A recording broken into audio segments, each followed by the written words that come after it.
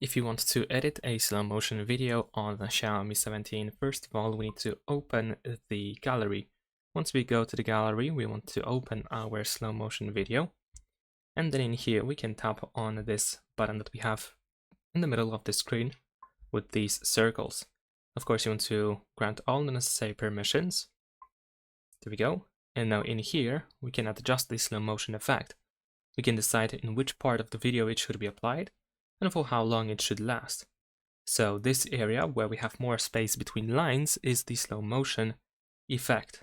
And of course we should be able to even extend it all the way so that it is applied to the whole video.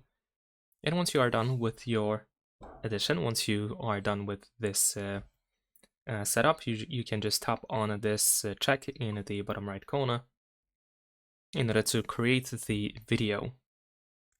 And there we go. Of course, the original video is still there. The original slow motion video. You can still customize it from the scratch if you want to. And here we have our edited video. And that is pretty much it. Leave a like and subscribe.